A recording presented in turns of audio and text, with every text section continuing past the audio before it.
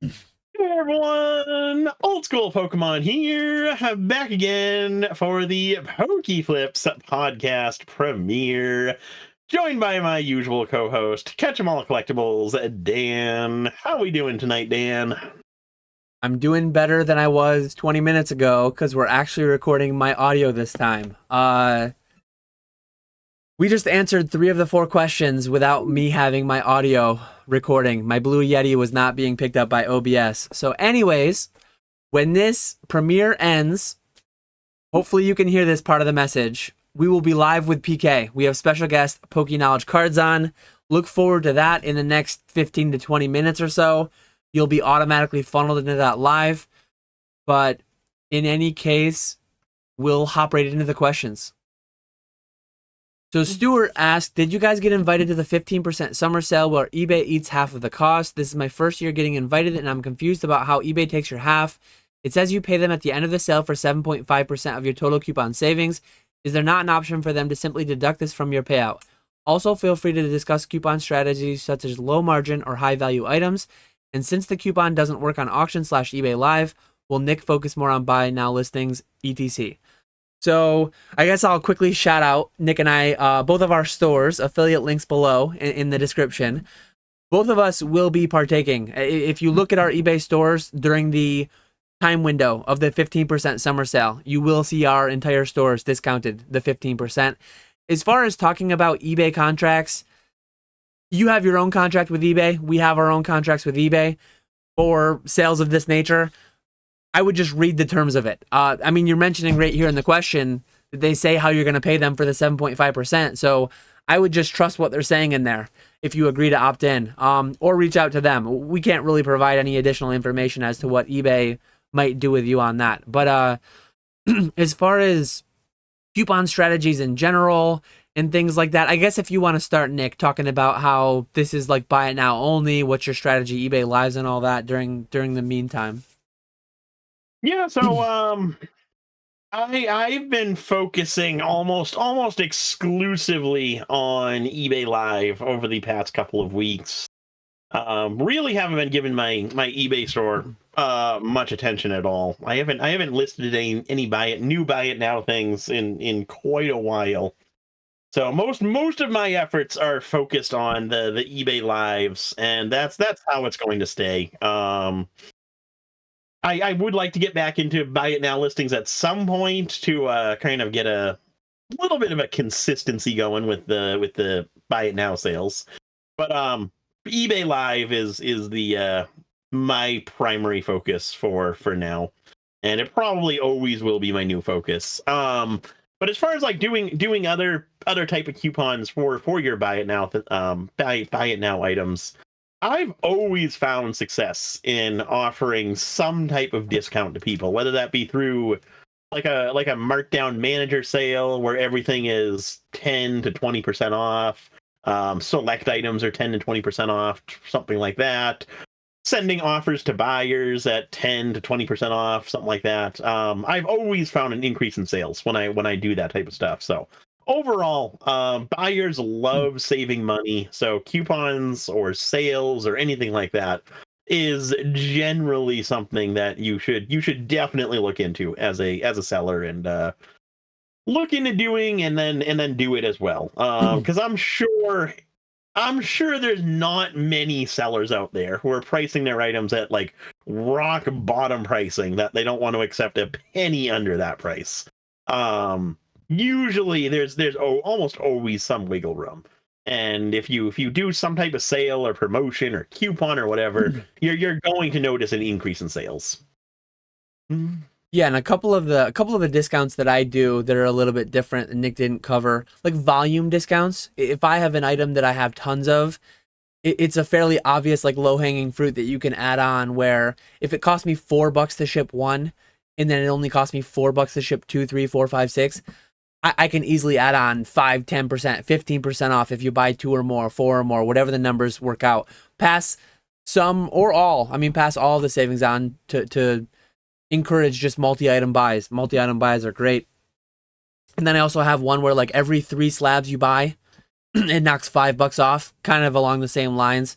one thing you need to watch out, if you create a global rule for your eBay store, like a discount of that nature, just some people have like buy 3, get 10% off your whole order.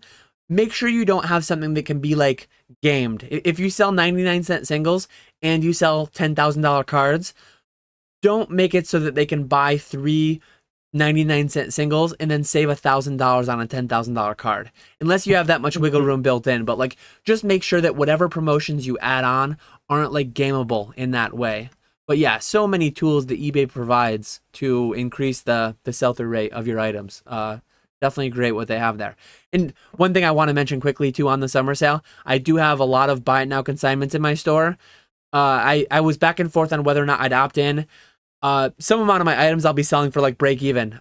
Any consigner that has an item, you will net the full amount you've netted, even with people utilizing this coupon to save 15% on it. So if you have an item on consignment for $1,000, people pay $850. They would actually pay $900 because I think the 15% off caps at $100 per item.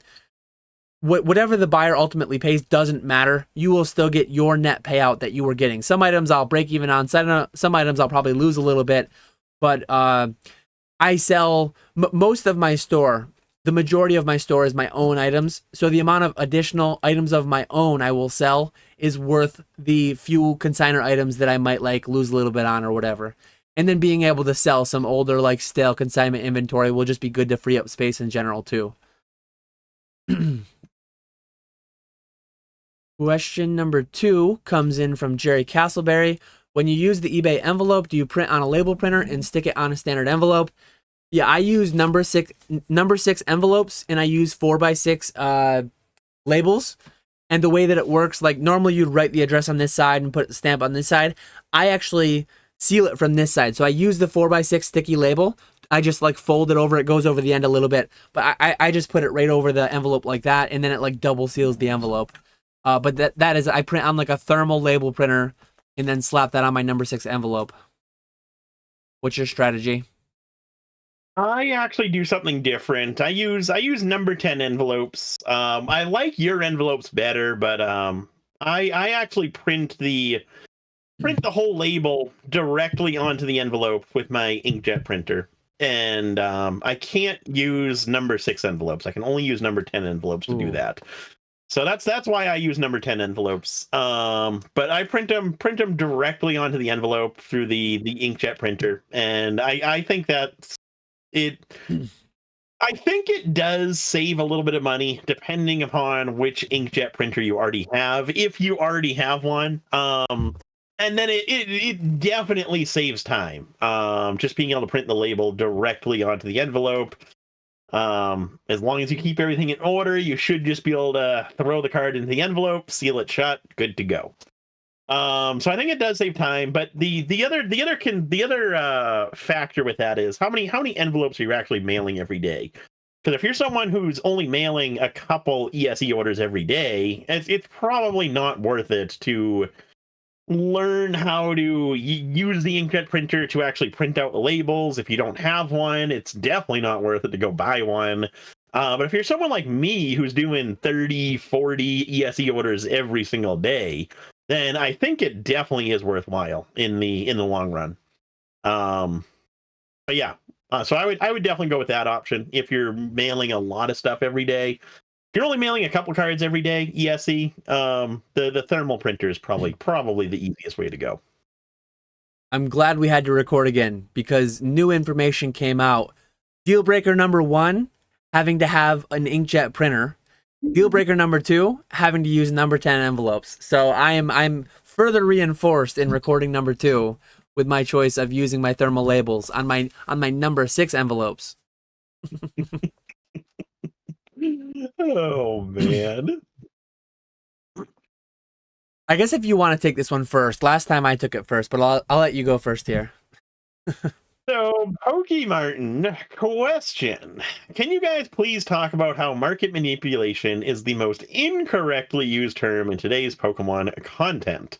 People buying multiple copies of cards to hold is not manipulation. Who are we to say that a collector wanting an entire binder full of lilies is not considered organic growth? Manipulation is making false claims, shill bidding, buying cards, and canceling orders, etc.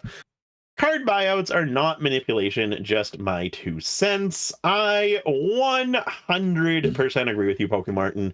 Um, there's a lot of people on particularly the different Facebook groups who see like a whole binder filled up of whatever card, and the comments are always talking about manipulation and how they're just trying to increase the price and all of this other stuff, which I don't necessarily believe. I think one, you have collectors who just want a lot of every of a certain card. Personally, with me, No Damage Ninetales, I have almost at 50 copies of that card right now.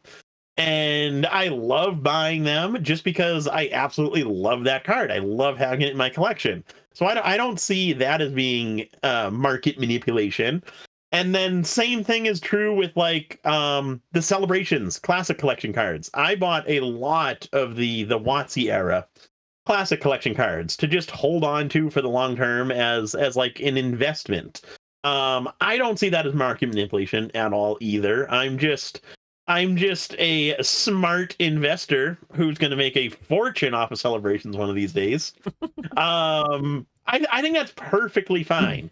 Now, I think where you kind of draw the line is if, say, I have all those Celebrations cards, I have them listed on eBay, and then I magically appear back on YouTube and start hyping these cards and saying how good long term they're going to do, how much money you can make buying these cards, how awesome these cards are, all of this stuff, just trying to like grow my own sales. That's when you get into market manipulation, is doing stuff like that. But if you're just buying a lot of cards because you like it, or even if you're just buying a lot of cards because you think there's a good long-term potential, I don't think that's market manipulation whatsoever. One really How about you, Dan? Yeah, one really odd misuse of market manipulation that I remember hearing, again, this is new on the second recording, but PokeRev had that stream where he was trying to open all of Lost Origin, right? And he went how many thousands of packs, and he didn't pull the Aerodactyl. I remember hearing reading people in Facebook, Discords, whatever, calling that market manipulation on the Aerodactyl. PokeRev had no choice over what he pulled or didn't pull. That was just random chance. That was the market being kind of silly. That was the market being affected by some event transpiring. So PokeRev went very dry on the pull rate of that Aerodactyl Alt-Art, and the price moved. People went out and bought it because of it. That is not market manipulation. That was just market swing due to like something happening. But yeah, the way I think Nick and I do it the best way, where we have all of our sales channels. I mean, Nick on his eBay Live, Nick through his website, me through Trollin' Toad, me through eBay, wherever I sell, Catch 'em All Collectibles is attached to that.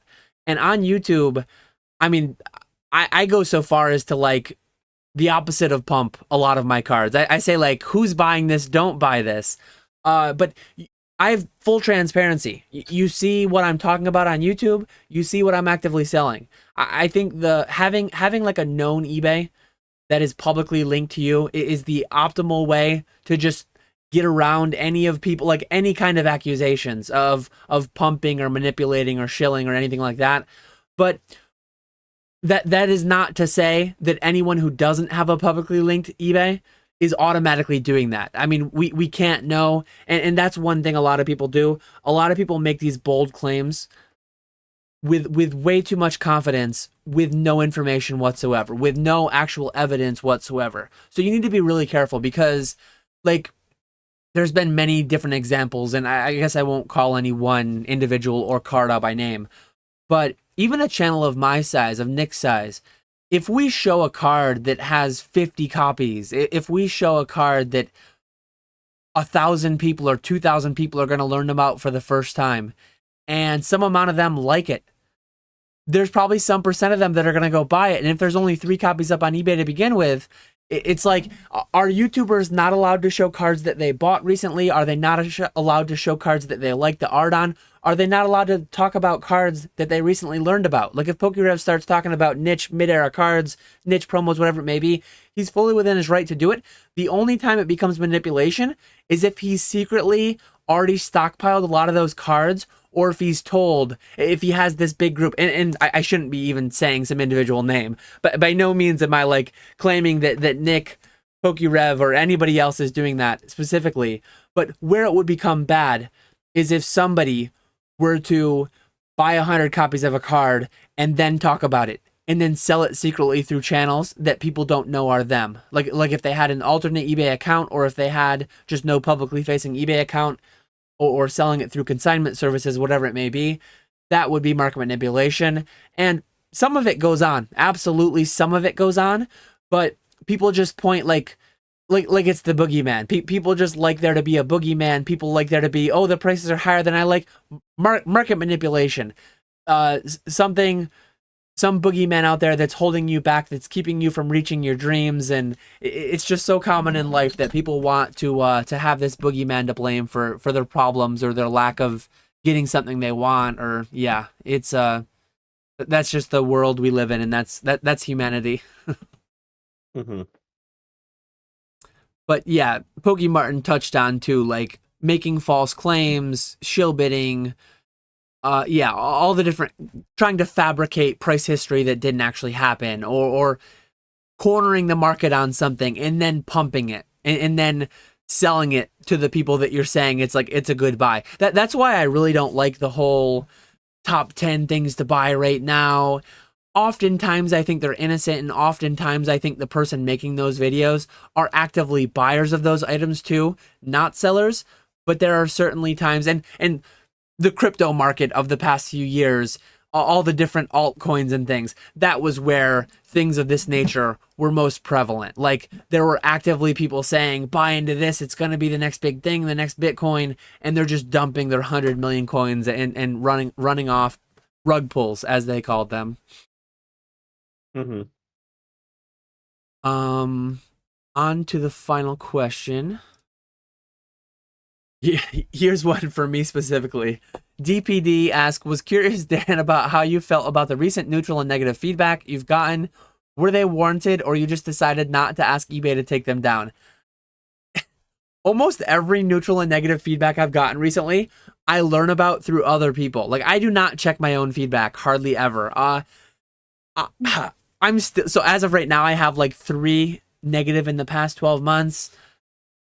6 neutral in the past 12 months. The neutral up those numbers there. The neutrals are like crazy. Like one of them was that 4 cards were in 1 penny sleeve. It was probably like 99 cent. I don't sell anything 99 cent. I think I have like $2.19 like battle compressors. It was probably like battle compressor, or no, it was Uno cards actually. It was Charizard Unos because it shows right here. So somebody bought Charizard Uno cards near Mint Plus, and I put them in a penny sleeve, and whatever. They left me a neutral. It's a neutral. It doesn't change your feedback, whatever. One of them was like, the cards got damaged, refunded. Okay, like the cards got damaged and I refunded neutral. Okay, whatever. But yeah, one of my negatives recently was actually someone who doesn't know where they live. One of those great people. So they bought the items on like a Saturday. I think it was the Saturday before the 4th of July. So they bought it on Saturday. I don't ship on Saturdays. Monday, the post office was open, and I shipped. So I shipped the day before a holiday, but then, so they bought on a Saturday, I didn't ship. Sunday, I didn't ship. Monday, I shipped, but then Tuesday, they didn't move because it was a postal holiday. And then, I think it was until like Friday, the item got to where it was going to be to them Friday, but they forgot where they lived. They forgot to put their apartment number on it. And so it went back to me. So they left me a negative feedback on like Sunday or Monday. And they said, I didn't get the item. So I sent them a message and I said, hey, it looks like it's coming back to me. When it comes back, and it just did today, and I just refunded them. I said, when it comes back, I'll refund you. But like, what's with the negative? And I didn't get into it with them too much because I knew that I could just message eBay and it would be gone. And it's already gone. Like, it's already gone. Even before I refunded, eBay removed that because they're like, yeah, that's crazy. They can't do that. when it was on them. But my other negative feedbacks currently, so like that, ones that are obvious and blatant like that, you can get removed. My two recent ones, no, actually, so two of my three were, no, I guess all three were different. So there's different flavors of negative feedback that I'll get on occasion that usually just live there. There's different flavors. So flavor one is one person bought, requested a cancellation, and I shipped it anyways. I generally do that because when you buy, and I pack it and ship it and go. Whether or not I saw the cancellation request before I decided to ship it, I mean, that remained, that I plead the fifth on that. But anyways, when you buy something, I'm gonna ship it. So if you end up buying something from me and request a cancellation immediately, like, what are you doing? Don't buy until you're ready to buy because I'm gonna ship it. Another one was literally a $50 multi-quantity listing that I oversold by one. And I did call eBay on this one. So I oversold. I'm like, I refunded it.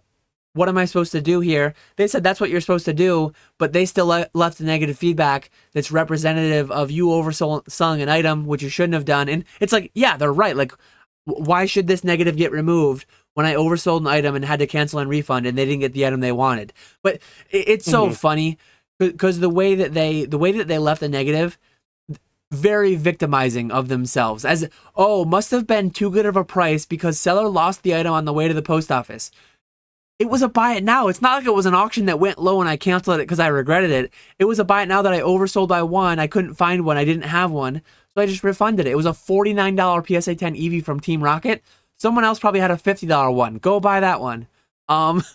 It's like, and then the other one was, it was just slow. It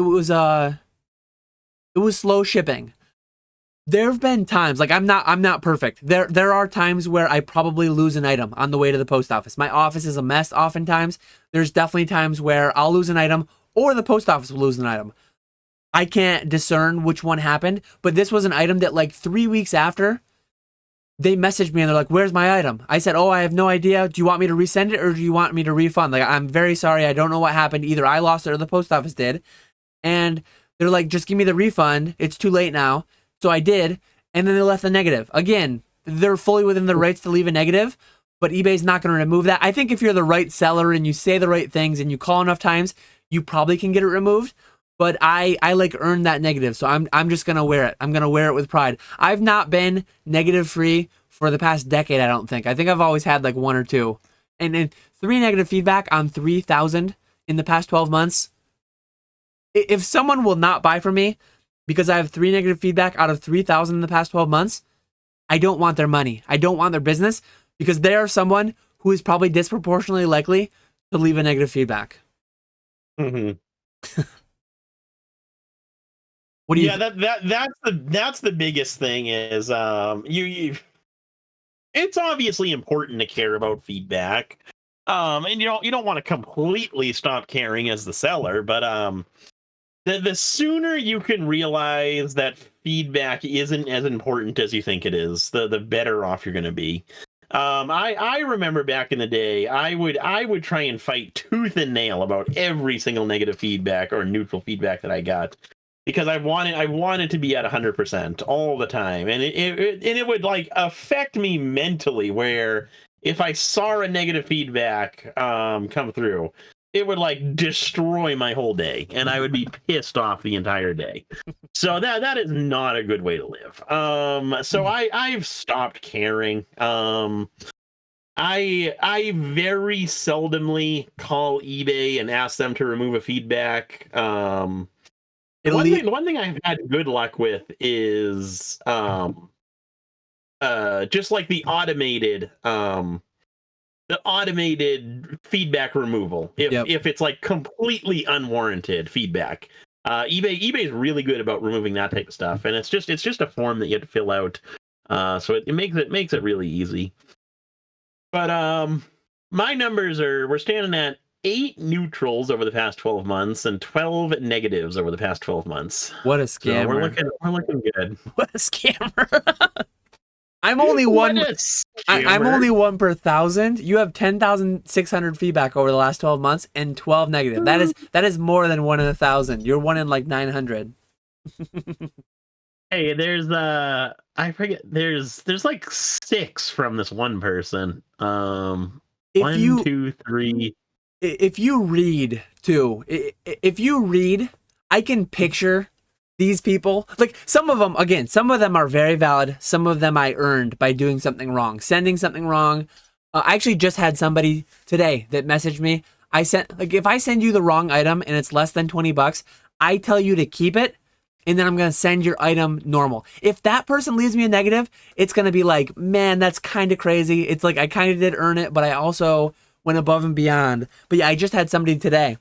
I sent them a CGC 9 instead of a CGC 9.5 or something. I'm like, keep it. The 9.5 is on the way. The other one is free.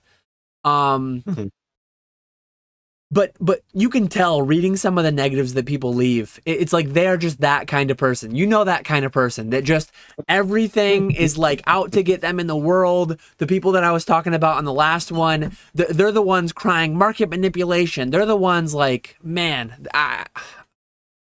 don't be those people, please. Yeah, exactly. And if Nick's 12 negative feedback, the people, hopefully, and maybe I'm wrong in this, but I hope that those people will see my 3 negative feedback. That guy's a scammer, and then not buy anything from me, please. Like, if 3 negative feedback will do that, if I need 5, let me know, because I'll make 5 happen. And then if 5 will keep those people away, I will get 5. But it is tough, because if you only sell 100 items in a year, 1 makes you 99. If you only sell 50 items in a year, now you're 98. Like, I look at a 98% feedback seller.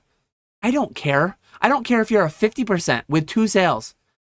I will buy from you. I'm on eBay. I'm on eBay, paying with PayPal, paying with credit card. I have 3 layers of protection. I've said it 20 times by now. If you feel unprotected, if you are worried you're going to get scammed on eBay, or you must wear a bubble suit when you go outside, when you step outside of your house. Like, how do you live and exist in the real world if you think you're not like safe on eBay? And don't go and take stupid risks, and don't be, but like, especially if the seller has a bunch of negative feedback and you have a history, and you will be sided with if and when something actually goes wrong. But so many of these people, like I see one of yours has damaged packs. Probably how they came from the distributor. That's just how things are. But oh no, it's a reseal, it's a repack. They're scamming me. They pulled out all the hit. Like, they go to the deepest, darkest depths of like the most victimhood they can manufacture around their scenario, and it's crazy. Nice little ranty way to end.